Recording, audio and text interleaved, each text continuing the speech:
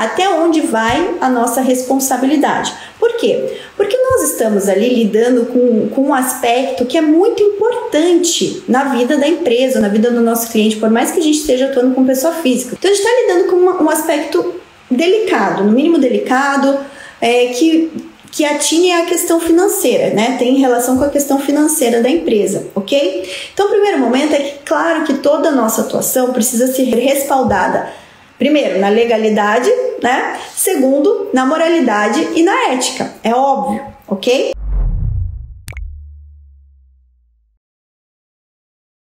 Gente, olha só, hoje vamos falar de um assunto bem importante, que é a responsabilidade tributária, tá? Vamos falar um pouquinho mais sobre isso, mas ainda tem muita dúvida, principalmente dos tributaristas, advogados e contadores que auxiliam aí os seus clientes.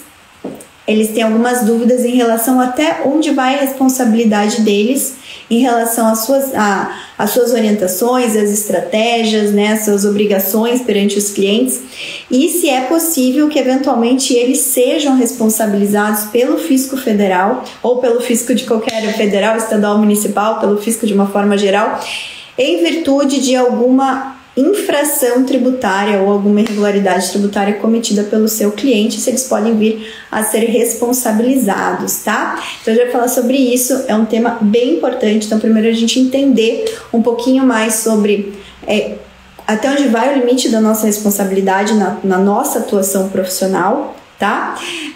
Os empresários aí, como que eles fazem também para entender um pouco melhor dessa natureza contratual, quando eles vão tomar algum serviço de um contador, de um advogado, de um tributarista, tá? Quais são, assim, os cuidados que devem ser tomados na hora da redação do contrato de prestação de serviços, o que prevê a nossa legislação em relação a essa responsabilidade, qual o entendimento do fisco, o que tem sido discutido em relação a esse assunto, tá? Pessoal, olha só, enquanto o pessoal tenta ver aqui pra gente também estar no YouTube, vocês viram ontem, né, que deu super polêmica, principalmente em relação a nós advogados, sobre o provimento que entrou em vigor agora no dia 22 de agosto da OAB, já que a gente está falando de atualidades, né, enquanto o pessoal não resolve aqui a questão do YouTube, em relação ao provimento da OAB, que trouxe novas regras em relação à publicidade, em relação ao marketing do advogado, e que ali em um dos seus dispositivos falou que em qualquer tipo de publicidade fica vedada a ostentação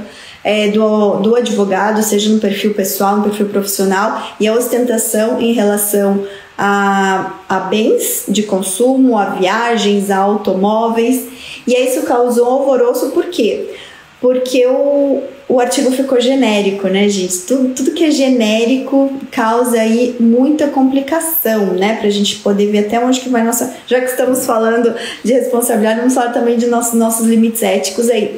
E eu coloquei lá no meu perfil do Tributarista do Futuro, eu fiz uma crítica construtiva falando que, por mais que a palavra ostentação, ela queira falar exibição, luxo, quando a gente não traz para uma contextualização de uma norma, ela fica genérica, né, gente? Então, eu também acabei me posicionando contrário à forma como foi a redação, tá, para o provimento. A OAB não pode limitar a nossa liberdade de expressão, né, gente?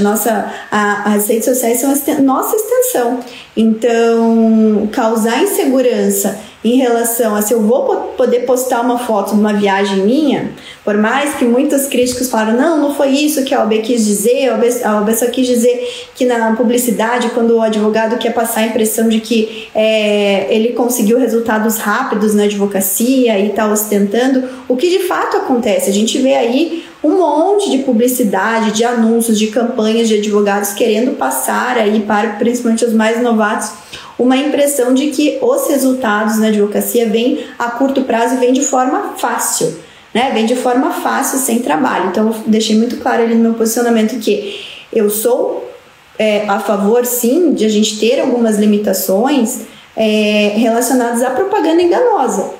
Porque propaganda enganosa está prevista, inclusive, em lei, né? Então, se a OAB quiser regulamentar propaganda enganosa na advocacia, excelente. Agora, deixar de uma forma geral, que na publicidade em geral, o advogado não pode ostentar, seja no exercício da sua função, como advogado ou não, acaba gerando uma insegurança. E eu espero que esse artigo seja revisto, seja aprimorado para de fato trazer essa limitação que precisa acontecer, que é a limitação à publicidade enganosa na advocacia, tá bom? E eu quero saber a opinião de vocês, já que estamos aqui entre amigos no Instagram. O que vocês acharam? Qual foi a impressão que vocês tiveram quando vocês leram, né, esse provimento, o 251, se eu não me engano, falando aí dessa questão da ostentação na advocacia, né, gente? Teve vários colegas que ficaram um pouco preocupados. Mas vamos lá, coloquem aí que eu vou acompanhar aí o entendimento de vocês. Eu tive bastante feedback, fiz várias enquetes lá no meu perfil ontem e eu gostei muito de ver o feedback de vocês. Inclusive, gente, a quarta-feira, que é o dia que a gente faz a nossa live mentoria, eu vou falar aqui com vocês um pouquinho mais sobre a nossa comunicação não verbal, tá? Porque, claro, principalmente quando a gente está ou nos posicionando via marketing de conteúdo nas redes sociais, por meio de vídeos, ou quando a gente está fazendo apresentação em reuniões para os nossos clientes, ou qualquer forma de comunicação que a gente faça, seja com cunho de marketing, ou seja no exercício das nossas atribuições, numa audiência, numa sustentação oral, no julgamento, numa entrevista. É muito importante a comunicação não verbal, tá? E eu vou falar sobre isso na nossa live mentoria de quarta ao meio-dia, lá no meu perfil Tributarista do Futuro, tá? Então, gente, olha só. O que aconteceu? Por que eu tô trazendo esse tema da responsabilidade solidária para nossa aula de atualidades de hoje, tá? Porque na semana passada, o Supremo Tribunal Federal, ele concluiu o julgamento relacionado à questão da responsabilidade do contador, da responsabilidade solidária do contador, tá? Isso foi em virtude de uma legislação do Estado de Goiás que colocou dentro do seu Código Tributário estadual como responsável solidário os contadores, tá? Isso é uma legislação antiga de 2011 e o Supremo julgou a inconstitucionalidade dessa legislação na semana passada. Então, achei importante a gente falar um pouquinho mais sobre isso, porque por mais que ali estivesse falando do contador, a gente precisa analisar realmente qual que é o limite, qual que é a nossa responsabilidade profissional na atuação perante o nosso cliente e quão importante é que a gente tenha isso tenha plena consciência disso para que a gente possa agir também com maior responsabilidade e com maior seriedade. O meu papel aqui, gente, o meu papel nas redes sociais é justamente levar, né, essa atuação do tributarista como uma atuação responsável, uma atuação ética e formar os nossos tributaristas diamante, né, outros profissionais também estratégicos, mas igualmente éticos, né, gente, igualmente éticos, isso que eu quero frisar aqui muito com vocês, tá? Deixa eu ver o que o pessoal tá colocando aqui. A Lu, que é contadora e tributarista, tá falando: algumas pessoas se deixam levar e acredito sim que isso pode influenciar a tomada de decisão dessas pessoas. Não sei se vocês já viram Ports Trader. Eu não vi, Lu, Ports Trader. Já que tá falando, no primeiro momento achei excessivo sobre a questão da ostentação ser ou não oriunda da advocacia, bem como é muito subjetivo e vaga a visão do que é ostentação. Então, Lu, já que eu achei a mesma coisa, eu achei que a redação do jeito que ficou muito genérica, tá? Então, porque fala que em qualquer tipo de publicidade é vedada a ostentação. Depois eu pego aqui a redação exatamente, que eu não tenho de cabeça. Mas eu achei subjetivo falar que qualquer tipo de publicidade e relacionar ao exercício ou não da advocacia, né? Porque, por exemplo, eu posso estar com perfil profissional, posso ter eu, Letícia Amaral, advogada tributarista, tá? É meu perfil profissional, só que sou eu, gente. A minha vida, às vezes a minha vida profissional, ela mistura com a vida pessoal. Então, isso é uma publicidade? Tá dentro lá do conceito de qualquer publicidade? Se eu tenho um perfil profissional, é claro que aquele meu perfil tem um cunho de me posicionar e de eventualmente abrir portas para clientes, certo? E aí, a partir do momento que eu fico com esse receio, poxa, eu não posso postar uma foto minha numa viagem com a minha família, aí fica complicado. Eu entendo que o objetivo ali não foi esse, tá? Havia até várias pessoas dentro da OAB se manifestando sobre isso, só que, olha, gerou tanta polêmica que foi necessário a OAB se posicionar em relação ao sentido que eles quiseram dar aquele conteúdo, aquele artigo que foi inserido. Então não pode, se a gente precisa, a própria OAB, né, imagina, a representativa dos advogados que tem a missão de interpretar as leis, ela não pode fazer uma norma que gere dubiedade na interpretação. Então isso que não pode vindo da OAB. teria que ser muito clara a redação, e não foi, tá? Então esse foi o meu entendimento, por isso que a gente fez toda aquela brincadeira ontem lá no meu perfil, do fiscal da ostentação e tal. Porque é claro que a gente não vai ficar ostentando. Eu não sou uma pessoa que ostenta, né, gente? Eu nunca fui assim, acho que não tem sentido. Mas eu sou uma pessoa que eu gosto, às vezes, colocar uma foto minha em algum lugar com os meus filhos, passeando na praia, enfim, é minha vida, entendeu? Se eu for tolhida disso, parece que eu estou infringindo realmente a minha liberdade de expressão, tá? Agora eu concordo, se o intuito foi vedar aí essas propagandas enganosas, publicidades abusivas, de profissionais aí que, enfim, se formaram ontem, estão desfilando aí de jatinho, de iate e tal, falando que isso foi fruto da advocacia, aí eu entendo que é aí sim fazer uma publicidade enganosa, tá? No mínimo enganosa, ok? Mas vamos lá, gente. Olha só, o que eu queria falar hoje com você. Então, responsabilidade. Vamos começar falando um pouquinho da nossa responsabilidade perante os nossos clientes, tá? Nossa responsabilidade profissional como tributaristas. Sejamos advogados, contadores, economistas, administradores, enfim, no nosso papel como tributarista, até onde vai a nossa responsabilidade? Por quê? Porque nós estamos ali lidando com um aspecto que é muito importante na vida da empresa, na vida do nosso cliente, por mais que a gente esteja atuando com pessoa física. Eu costumo não falar muito aqui da nossa atuação com pessoas físicas, mas eu não falo de uma forma geral aqui em relação à atuação profissional, tá? Então a gente está lidando com um aspecto delicado, no mínimo delicado, que atine a questão financeira, né? Tem relação com a questão financeira da empresa, ok? Então, o primeiro momento é que, claro que toda a nossa atuação precisa ser respaldada, primeiro, na legalidade, né? Segundo, na moralidade e na ética, é óbvio, ok? E onde que fica o aspecto mais delicado aqui da nossa atuação? Quando a gente vai atuar de forma estratégica do cliente, orientando ele em relação à forma menos onerosa de pagar tributos. A gente faz via de regra quando a gente presta um serviço de planejamento tributário, em que depende da nossa expertise técnica, do nosso conhecimento, analisar ali a legislação, analisar as orientações e orientar o cliente a como que ele pode agir nas suas atividades para recolher a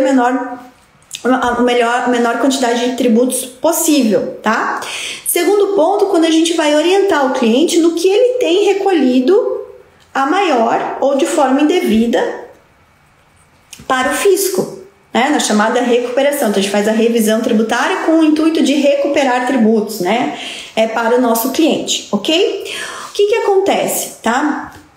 Muitas vezes por mais que a gente esteja atuando de forma legal, legítima, ética, enfim, com a maior das boas vontades mesmo, é possível que essa nossa atuação gere lá na frente uma fiscalização, porque nenhuma empresa está isenta de ser fiscalizada pelo fisco, ok? Está aí dentro do risco da atividade. Vamos pensar aqui, voltar ao nosso cliente pessoa jurídica, está dentro do risco da atividade, essa atuação o risco empresarial e a possibilidade de ser autuado pelo fisco, tá? Lembrando que o fisco sempre tem 5 anos aí para poder rever aí todo o recolhimento de tributos dos contribuintes, ok? Então esse é o primeiro ponto. A gente sempre vai precisar atuar de forma lícita, de forma ética, embasando, fazendo análise de risco para o cliente, sendo o mais transparente possível para ele em relação ao risco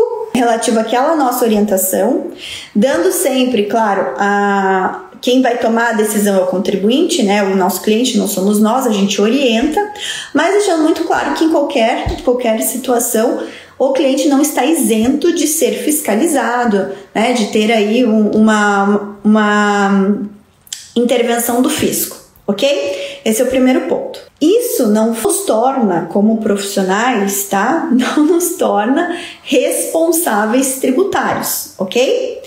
Por quê? Porque nós temos lá dentro do nosso Código Tributário Nacional, ele disciplina, vamos pensar, o Código Tributário Nacional é uma lei nacional, como diz o Código Tributário Nacional, uma lei nacional, tá? Que vincula todos os entes da administração pública, tá? Todos os entes que têm a responsabilidade para instituir tributos. União, estados, Distrito Federal e municípios, ok? É uma lei nacional, é diferente de leis federais que só vinculam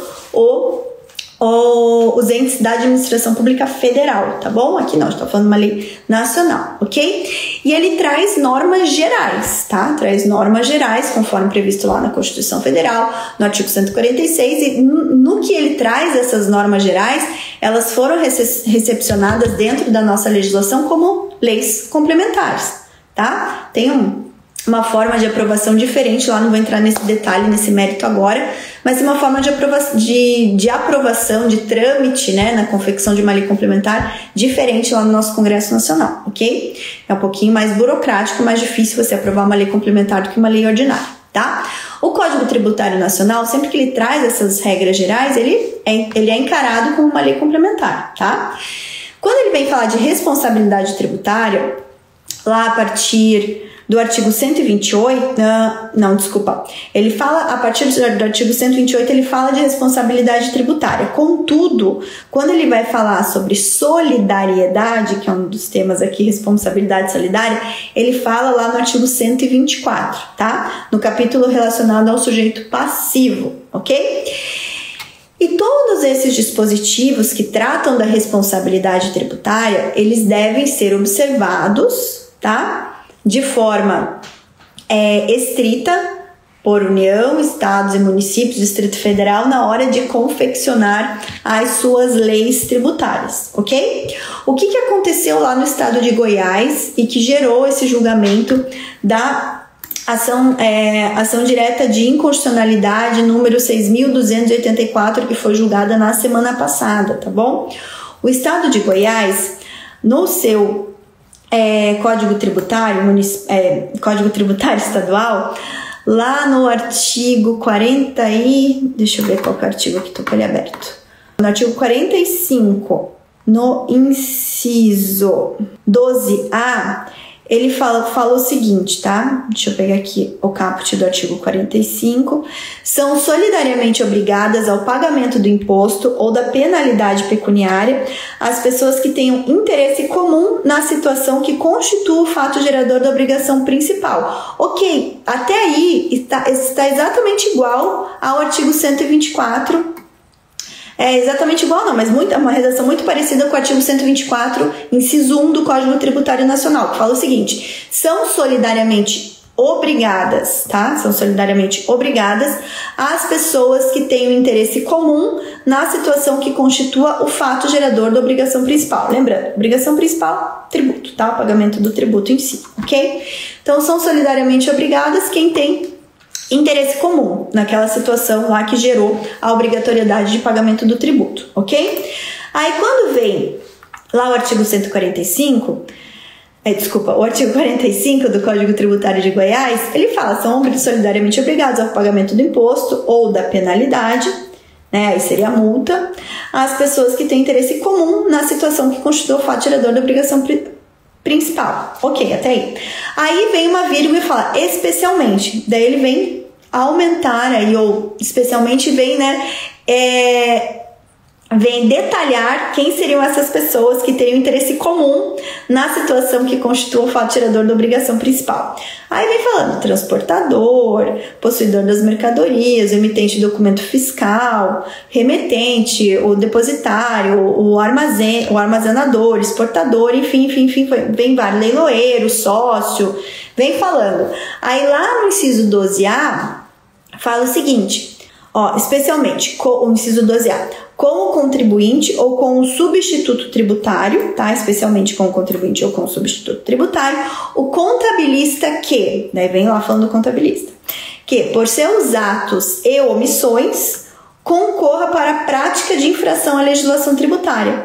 Então ele veio falando especificamente em quais casos o contabilista, aí sendo o contador, sendo o técnico, né, sendo o profissional formado ou sendo o profissional técnico, teria responsabilidade solidária. Solidária é sempre junto, tá? Então o fisco pode cobrar de qualquer um dos dois, não tem ordem de preferência, é sempre junto, tá bom? Então responsabilidade solidária junto com o contribuinte ou com o substituto tributário. Ele teria nos casos em que, por seus atos e omissões, então ato ou omissão do contabilista, ele concorrer para a prática de infração à legislação tributária, tá bom? Então isso ficou aqui por 10 anos, tá? 10 anos no artigo 45 do Código Tributário do Estado de Goiás. E claro que isso gerou muitos prejuízos para a classe contábil, né? Claro, muitos prejuízos. Imagina logo como ninguém... Ficou até ruim ser contador no estado de Goiás, né, gente? Ser contador e atender contribuintes aí de tributos estaduais, porque isso aqui é específico para os tributos estaduais, ok? O Conselho de Contabilidade, né, o Conselho de Contabilidade lá do estado de Goiás falou que foi terrível os primeiros anos, que teve caso aí de contador que teve que responder por um débito de seu cliente da ordem de 100 milhões de reais. E ele respondeu sozinho. Porque o que acontece na responsabilidade solidária? O contribuinte não paga, o fisco já pode cobrar imediato, ou já pode colocar os dois no auto de infração, ou os dois ali na certidão de dívida ativa. Então você imagina a confusão que isso ficou, tá bom? E aí fala, por seus atos e omissões e tal. Aí... o que aconteceu também é que falaram, mas só, parágrafo 2º desse artigo 45, fala o seguinte: a responsabilização do contabilista, de que trata o inciso 12A, somente se dará no caso de dolo ou fraude apurada mediante o devido processo legal. Ah, beleza, tem que constatar que o contador, ele agiu ali com dolo ou fraude, agiu em conluio, agiu ali de caso pensado com o seu cliente para fraudar o fisco. E aí isso teria que ser feito mediante um processo, né, para apurar aí o dolo ou a fraude do contabilista. Só que na prática, esse parágrafo 2º nunca nem era observado. O contabilista ia lá direto como sujeito, como responsável tributário solidário, e o fisco do estado de Goiás passava a cobrar direto ali do contador do estado de Goiás. Não sei se tem algum contador do estado de Goiás que tem algum caos aqui para contar, mas se tiver já fala, tá bom? E aí, gente, o que aconteceu?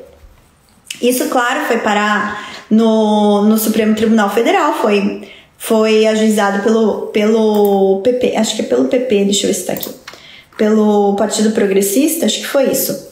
Não sei se vai falar aqui, mas pelo Partido Progressista foi ajuizada essa ADIM, né, essa ação direta de inconstitucionalidade, e foi julgada agora. Deixa eu ver se tem o ano que ela foi ajuizada aqui. Foi ajuizada em dezembro de 2019. Vocês imaginam o tempo que os contadores sofreram lá no estado de Goiás, tá? Tô falando rindo aqui, mas não rindo de desespero, tá? Porque realmente isso aqui é um absurdo. E aí, o que o Supremo Tribunal julgou? Na semana passada, o julgamento aconteceu no dia 15. Dia 15 foi na quarta-feira da semana passada, em sessão virtual pelo plenário do STF, né? Tribunal Pleno em sessão virtual. Eles decidiram que esse artigo 45, inciso 12A, com o parágrafo 2º e também o inciso 13, deixa eu ver o que fala o inciso 13 aqui. O inciso 13 fala que, junto com o contribuinte ou substituto tributário, a pessoa que por seus atos ou omissões concorra à prática de infração à legislação tributária. Aí fala, notadamente, a que tiver fabricado, desenvolvido, praticado, praticado ato com excesso de poder, praticado ato, negócio, infração à lei, na condição tal. Então, daí julgou todo esse artigo aqui também inconstitucional, tá? O Supremo. E qual que foi? A gente não tem ainda o acórdão, né, integral, a gente só tem as notícias aí do julgamento. Mas o que o Supremo falou? O Supremo falou que toda legislação, tá? Toda legislação estadual que venha falar sobre responsabilidade tributária de terceiros precisa observar o que diz o Código Tributário Nacional.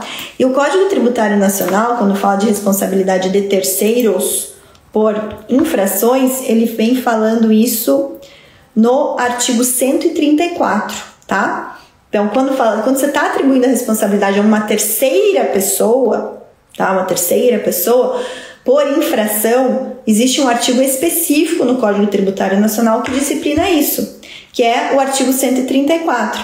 E aí, quando se fala de responsabilidade de terceiro, gente, não está se falando necessariamente uma responsabilidade solidária, está se falando uma responsabilidade pessoal, tá? Então, é o terceiro que agiu no intuito, né, com dolo, com fraude, no intuito de fraudar o fisco é que aí vai responder pessoalmente, isentando até quem seria o próprio contribuinte. E o artigo 134, ele vem falando assim, ó, uma responsabilidade subsidiária, tá? Então, no caso do contribuinte não conseguir adimplir a sua obrigação, quem que seria o responsável subsidiário? E o artigo 135, ele vem falando da responsabilidade pessoal, tá? Então, são 2 artigos que falam sobre responsabilidade de terceiros.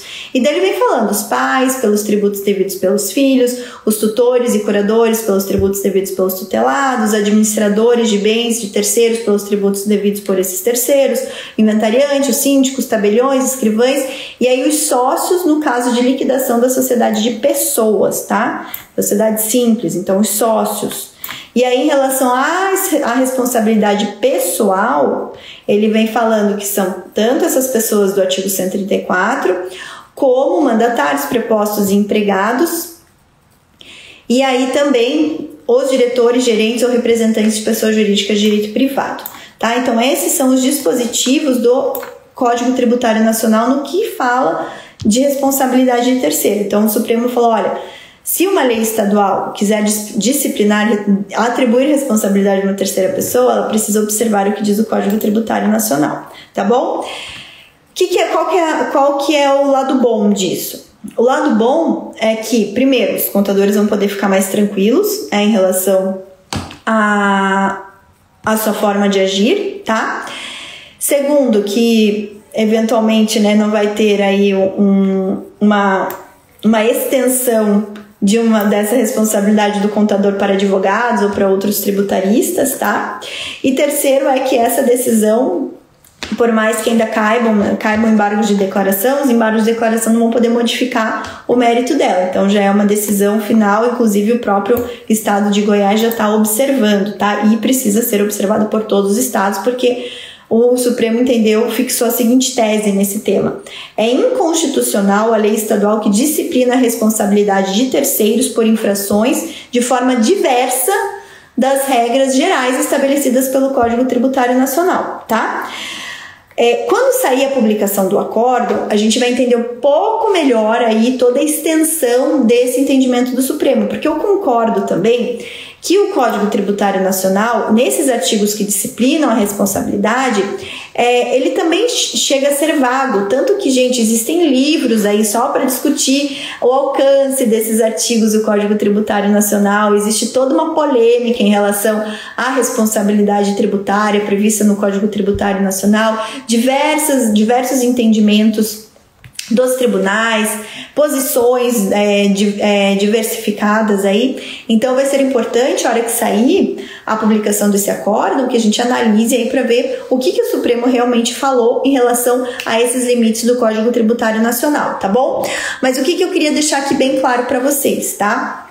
Eu queria deixar bem claro que, de qualquer forma, sempre que nós formos atuar como tributaristas, por mais que a gente não vá poder aparecer ali como responsável tributário em eventual fiscalização, os clientes, tá? Os clientes, eles ficam mais confortáveis e eles confiam mais no nosso trabalho, se sentem mais seguros quando nós colocamos dentro do nosso contrato de prestação de serviços uma cláusula específica sobre a nossa responsabilidade em relação às orientações que a gente está dando para esse cliente. Por quê? Porque o nosso cliente, ele não é técnico, ele não conhece. Se ele fosse, ele não estaria contratando a gente, certo?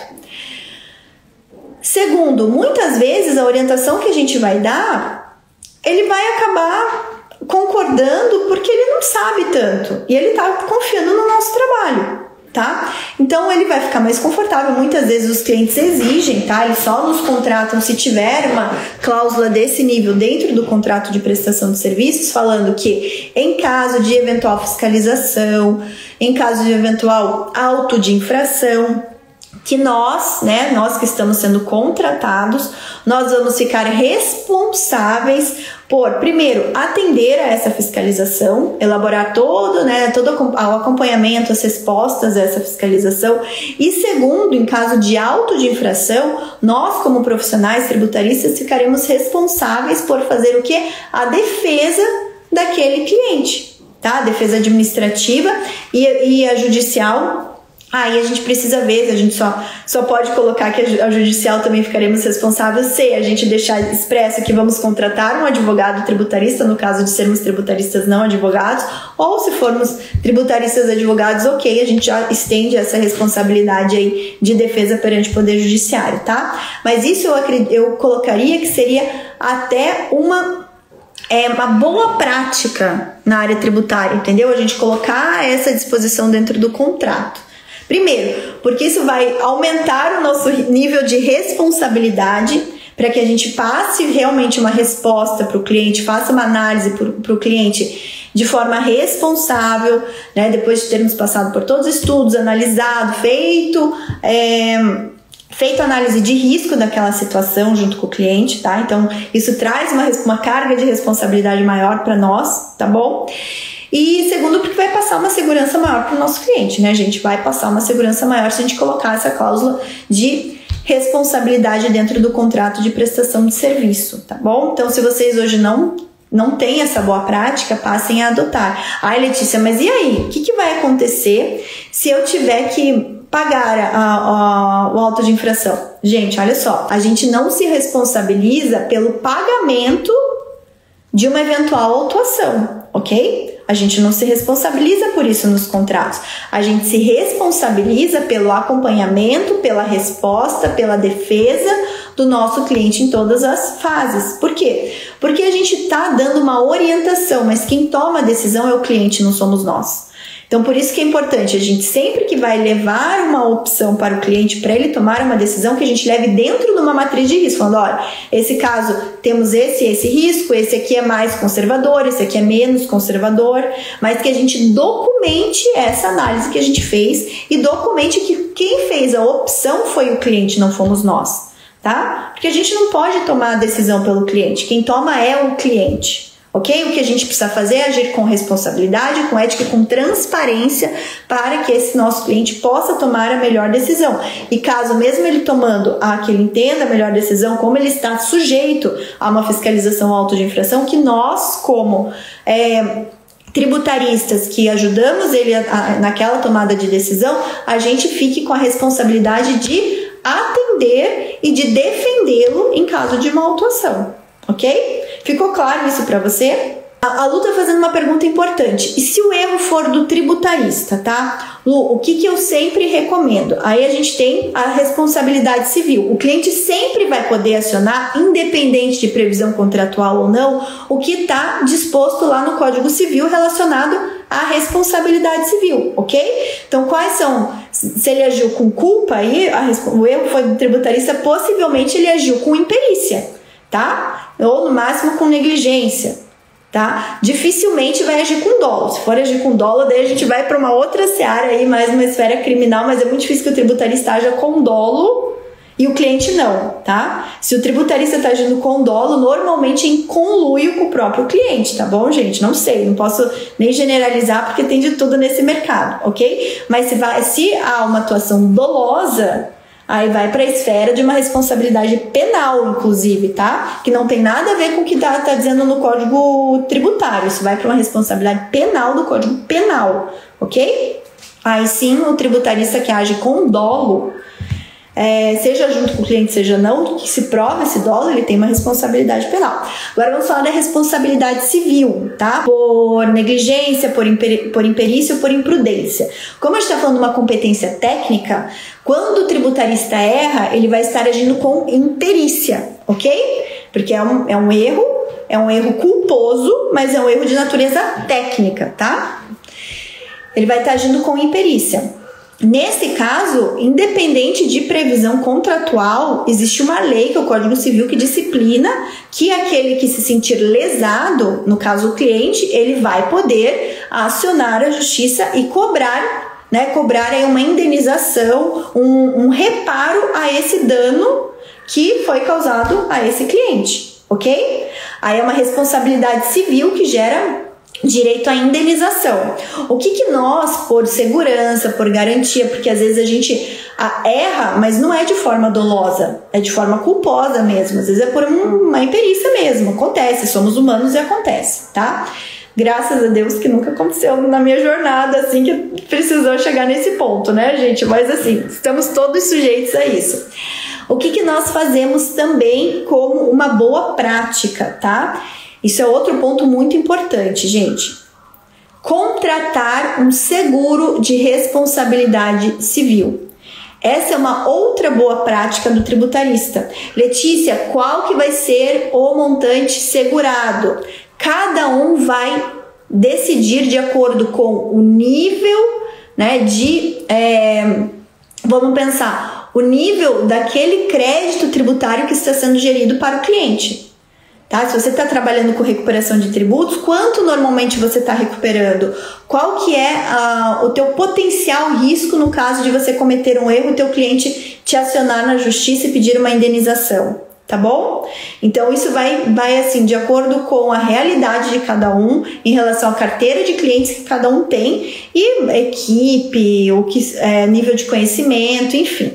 Eu vou dar um exemplo para vocês. Nós temos um seguro de responsabilidade civil que, se eu não me engano, cobre um dano de até 1 milhão ou 2 milhões, eu não lembro, tá? A gente já tem há anos, nunca precisou usar, graças a Deus, mas a gente já tem há anos esse seguro de responsabilidade civil que a gente renova por ano, né? Você paga ali um prêmio anual e nós pagamos, se eu não me engano, cerca de 8 mil reais no ano para ter esse seguro de responsabilidade civil que cobre um dano de até 1 milhão. Eu acho que é 1 milhão ou 2 milhões, tá, gente? Eu acho que é 1 milhão. Então a gente mantém isso como algo para dar segurança para o nosso cliente. Letícia, estou no início de carreira, não tenho como pagar um seguro nesse montante. Mas se você está em início de carreira, possivelmente você não está ainda gerindo um volume de crédito tributário para o seu cliente que possa dar, né, possa gerar um evento danoso de 1 milhão. Então, quanto menor o capital segurado, menor o prêmio que você tem que pagar para a seguradora também, tá? O que a seguradora avalia antes de autorizar a concessão de um seguro, tá?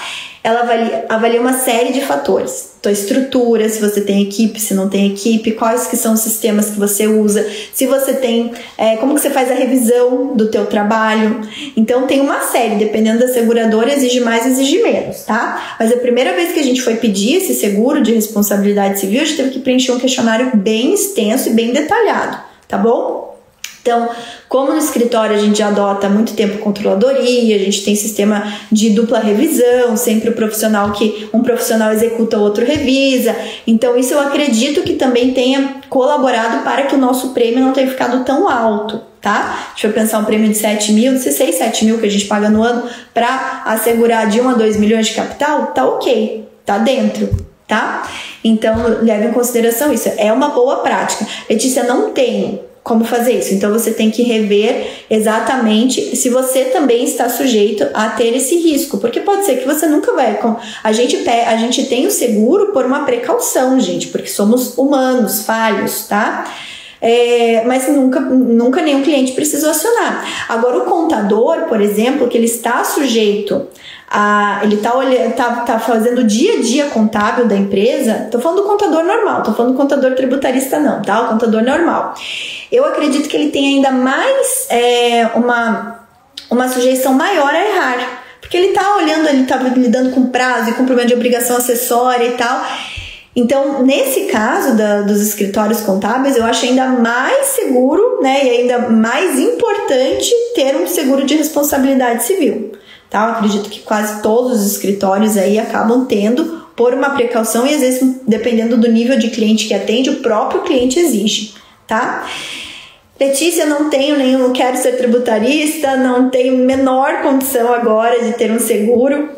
O que eu faço? É o que eu sempre falo, faz uma parceria com alguém que tenha, tá bom? Você pelo menos vai ter ali alguém para respaldar, faz essa parceria, ajusta aí como que vão ficar os honorários, ou se associa a alguma empresa maior que esteja na área tributária, em que você pode começar para ir formando essa carteira de clientes, começar a ter aí um fôlego financeiro mesmo para daí migrar, montar o seu próprio negócio e aí já um pouco mais seguro, tá bom? Então eu tô falando assim, o melhor cenário, o cenário mais seguro. Letícia, não quero e tal, quero correr o risco e atuar sem seguro de responsabilidade civil.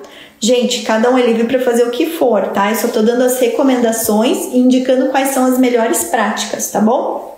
Tenha certeza que você vai agregar valor ao teu serviço se você tiver um seguro de responsabilidade civil, tá? Você vai agregar valor ao seu serviço se você tiver um seguro de responsabilidade civil, ok? Ok, gente? Ficou entendido para vocês? Alguém tem alguma dúvida? Vocês acharam importante saber disso? Era algo que vocês nunca tinham se atentado? Já estavam sabendo desse julgamento do STF? Coloca aí que eu quero saber como que foi esse conteúdo para vocês, tá bom? Escreve aqui se ajudou, se trouxe alguns esclarecimentos aí ou não, tá bom? Claro que esse tema, gente, de responsabilidade é um tema enorme. Existem diversas situações em que sim, o empresário acaba respondendo, tanto tendo uma responsabilidade pessoal como tendo uma responsabilidade subsidiária, tá? E é um assunto assim que também tem outros contornos, inclusive os contornos da desconsideração da personalidade jurídica para pegar a pessoa física do sócio. Então, assim, é um tema bem amplo, não quis trazer nessa amplitude, eu quis trazer realmente especificar para a responsabilidade do tributarista junto, né, do empresário, para a gente poder primeiro, reforçar aí a importância da nossa atuação, a responsabilidade que a gente tem que ter, e segundo, também para dar esses alertas aí, essas boas práticas que vocês, sempre que possível, têm que adotar na vida profissional de vocês, tá bom? Então, só para reforçar, gente, segunda-feira vai ser aqui sempre no perfil do BPT Educação, às 5 horas, quarta-feira lá no meu perfil Tributarista do Futuro, ao meio-dia, na nossa live mentoria, tá? Que daí a gente sempre ouço vocês, ou trago algum tema pra gente debater. Nessa quarta a gente vai falar sobre a importância da comunicação não verbal, tá? E na sexta-feira continuamos com o nosso podcast Tributarista do Futuro, às 13 horas, no meu perfil Tributarista do Futuro. Lembrando que as 3 lives, a ideia é que elas sejam sempre transmitidas lá no canal do YouTube Tributarista do Futuro, que é a gente não tem 2 canais no YouTube, né? A gente coloca tudo no mesmo canal, tanto os conteúdos do Tributarista do Futuro como do BPT Educação, sempre vão para o mesmo canal do YouTube. Hoje, infelizmente, deu algum problema técnico aí, não conseguimos resolver e a live não foi transmitida lá no YouTube, tá bom? Mas que bom que vocês gostaram, vamos testar mais esses horários. Agora no mês de outubro eu vou intensificar aí as lives, tá, gente? Eu vou testar alguns outros horários também, vou dar uma intensificada nas lives. Por quê, gente? Porque no dia 20 e... Notem na agenda aí. No dia 18 de outubro, começamos o nosso Despertar da Matrix 2, tá? Fizemos o primeiro Despertar da Matrix no mês de agosto, foi muito bom, vocês gostaram muito, o nosso feedback foi, assim, excelente, e a gente vai trazer aí a segunda edição do Despertar da Matrix, reformulada, reformatada, com uma nova identidade visual, novos conteúdos, é claro, porque a gente nunca repete evento, né? Novos conteúdos, mas sempre com o mesmo objetivo, que é tirar vocês da inércia, efetivamente levar vocês a um outro patamar como tributaristas, tá? Aqueles que estão começando na jornada, para que realmente tenham o pontapé inicial, é um curso gratuito, são 4 aulas em que eu falo tudo que vocês precisam saber para ser tributaristas valorizados, tá? Mesmo que vocês não sejam advogados, mesmo que vocês estejam começando do zero. Então, no mês de outubro, a gente vai intensificar. Já a partir do dia 4 de outubro, a gente vai intensificar as lives, tá? Vou trazer mais convidados aqui, sempre lá pelo meu perfil Tributarista do Futuro. Trazer mais convidados, compartilhar mais conhecimento, trazer outras visões para vocês, tá bom? De outros colegas aí de profissão. Vamos debater vários temas para vocês já chegarem ali no dia 18 bem aquecidos, tá bom? Então coloquem na agenda, a gente vai testar alguns horários aí. Esse horário das 5 eu achei muito bom. Se desse, eu deixava já fixo na minha agenda todos os dias entrar aqui com vocês aí lá por 5 e 15 e fazer uma meia hora, 40 minutos de live, que já seria muito bom aí. Vou ver se dá certo, a gente faz isso, tá bom? Gente, excelente semana para todos. De novo, desculpa aí pelas intercorrências do YouTube, né? Coisas que a gente não tem como controlar. E nos vemos na quarta, né? Quarta ao meio-dia, tá bom? Fiquem todos com Deus, excelente semana. Bora ser tributarista valorizado e responsável, né, gente? Responsável. Tchau, tchau.